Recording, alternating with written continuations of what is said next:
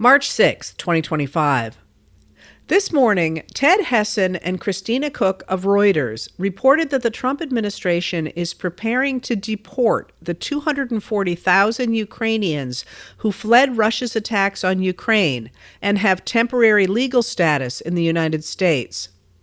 Foreign affairs journalist Olga Nestorova reminded Americans that these people had to be completely financially independent, pay tax, pay all fees, around $2,000, and have an affidavit from an American person to even come here. This has nothing to do with strategic necessity or geopolitics, Russia specialist Tom Nichols posted. This is just cruelty to show Russian President Vladimir Putin he has a new American ally. The Trump administration's turn away from traditional European alliances and toward Russia will have profound effects on U.S. standing in the world. Edward Wong and Mark Mazzetti reported in the New York Times today that senior officials in the State Department are making plans to close a dozen consulates, mostly in Western Europe, including consulates in Florence, Italy, Strasbourg, France, Hamburg, Germany, and Ponta Delgada, Portugal, as well as a consulate in Brazil and another in Turkey. In late February, Nahal Tusi reported in Politico that President Donald Trump wants to radically shrink the State Department and to change its mission from diplomacy and soft power initiatives that advance democracy and human rights to focusing on transactional agreements with other governments and promoting foreign investment in the U.S. Elon Musk and the Department of Government Efficiency, or DOGE, have taken on the process of cutting the State Department's budget by as much as 20% and cutting at least some of the department's 80,000 employees. As part of that project, DOGE's Edward Korestein, known publicly as Big Balls, is embedded at the State Department. As the U.S. retreats from its engagement with the world, China has been working to forge greater ties. China now has more diplomatic posts than the U.S. and plays a stronger role in international organizations. Already in 2025, about 700 employees, including 450 career diplomats, have resigned from the State Department, a number that normally would reflect a year's resignations. Shutting embassies will hamper not just the process of fostering goodwill, but also U.S. intelligence, as embassies house officers who monitor terrorism, infectious disease, trade, commerce, militaries, and government, including those from the intelligence community. U.S. intelligence has always been formidable, but the administration appears to be weakening it.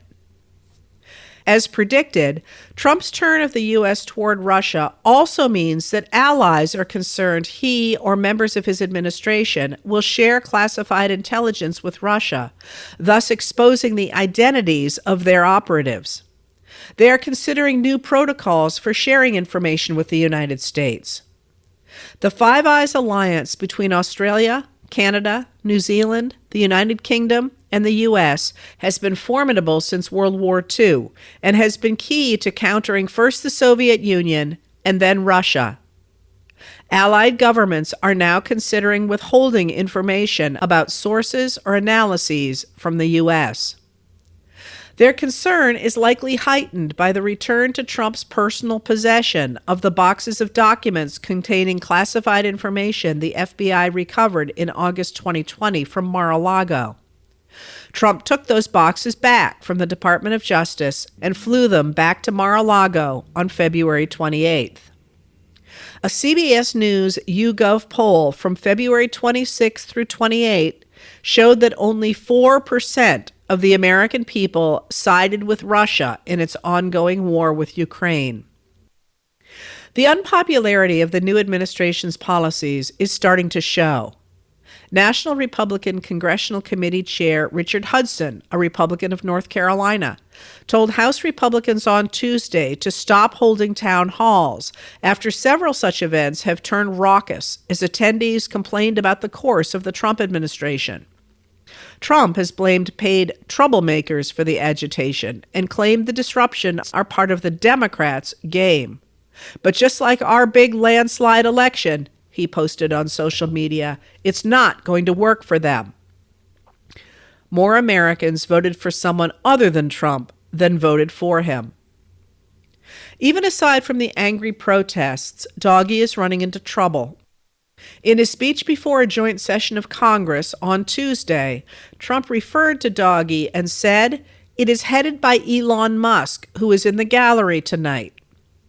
In a filing in a lawsuit against DOGE and Musk, the White House declared that Musk is neither in charge of DOGE nor an employee of it. When pressed, the White House claimed on February 26th that the acting administrator of DOGE is staffer Amy Gleason. Immediately after Trump's statement, the plaintiffs in that case asked permission to add Trump's statement to their lawsuit. Musk has claimed to have found billions of dollars of waste or fraud in the government, and Trump and the White House have touted those statements. But their claims to have found massive savings have been full of errors, and most of their claims have been disproved. DOGE has already had to retract 5 of its 7 biggest claims. As for savings, the government spent about $710 billion in the first month of Trump's term, compared with about $630 billion during the same time frame last year. Instead of showing great savings, DOGE's claims reveal just how poorly Musk and his team understand the work of the federal government. After forcing employees out of their positions, they have had to hire back individuals who are, in fact, crucial to the nation, including the people guarding the U.S. nuclear stockpile. In his Tuesday speech, Trump claimed that the DOGE team had found $8 million for making mice transgender, and added, "This is real." Except it's not. The mice in question were not transgender, they were transgenic, which means they are genetically altered for use in scientific experiments to learn more about human health. For comparison, SV Date noted in HuffPost that in just his first month in office, Trump spent about $10.7 million in taxpayer money playing golf. Josh Marshall of Talking Points Memo pointed out today that people reporting on the individual cuts to U.S. scientific and health-related grants are missing the larger picture. DOGE and Donald Trump are trying to shut down advanced medical research, especially cancer research, in the United States. They're shutting down medicine disease research in the federal government and the government-run and funded ecosystem of funding for most research throughout the United States. It's not hyperbole. That's happening. Republicans are starting to express some concern about Musk and DOGE.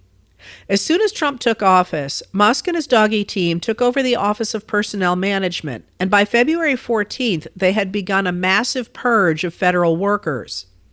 As protest of the cuts began, Trump urged Musk on February 22nd to be more aggressive in cutting the government, prompting Musk to demand that all federal employees explain what they had accomplished in the past week under threat of firing. That request sparked a struggle in the executive branch as cabinet officers told the employees in their departments to ignore Musk. Then, on February 27th, U.S. District Judge William Alsup found that the firings were likely illegal and temporarily halted them. On Tuesday, Senate Majority Leader John Thune, a Republican of South Dakota, weighed in on the conflict when he told CNN that the power to hire and fire employees properly belongs to cabinet secretaries. Yesterday, Musk met with Republican, but no Democratic, members of Congress. Senators reportedly asked Musk, an unelected bureaucrat whose actions are likely illegal, to tell them more about what's going on. According to Liz Goodwin, Mariana Sotomayor, and Theodoric Meyer of the Washington Post, Musk gave some of the senators his phone number and said he wanted to set up a direct line for them when they have questions, allowing them to get a near-instant response to their concerns. Senator Lindsey Graham, a Republican of South Carolina, told reporters that Musk told the senators he would create a system where members of Congress can call some central group to get cuts they dislike reversed. This whole exchange is bonkers. The Constitution gives Congress alone the power to make appropriations and pass the laws that decide how money is spent. Josh Marshall asks, how on earth are we in this position where members of Congress, the ones who write the budget, appropriate and assign the money, now have to go hat in hand to beg for changes or even information from the guy who actually seems to be running the government? Later, Musk met with House Republicans and offered to set up a similar way for members of the House Oversight DOGE subcommittee to reach him. When representatives complained about the random cuts that were so upsetting constituents, Musk defended DOGE's mistakes by saying that he can't bat 1,000 all the time. This morning, U.S. District Judge John McConnell Jr. ruled in favor of a group of state attorneys general from 22 Democratic states and the District of Columbia, saying that Trump does not have the authority to freeze funding appropriated by Congress. McConnell wrote that the spending freeze fundamentally undermines the distinct constitutional roles of each branch of our government. As Joyce White Vance explained in Civil Discourse, McConnell issued a preliminary injunction that will stay in place until the case, called New York versus Trump, works its way through the courts. The injunction applies only in the states that sued, though, leaving Republican-dominated states out in the cold. Today, Trump convened his cabinet, and with Musk present, told the secretaries that they, and not Musk, are in charge of their departments.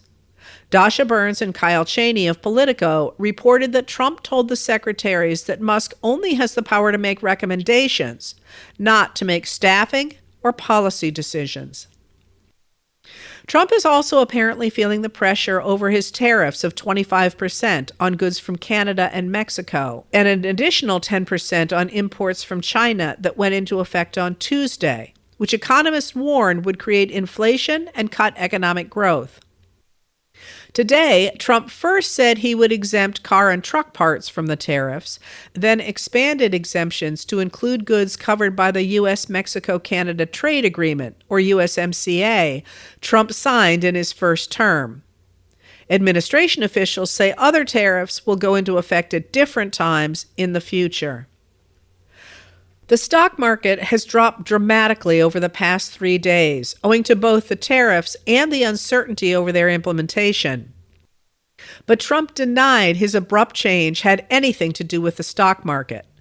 "I'm not even looking at the market," Trump said, because long-term, the United States will be very strong with what's happening.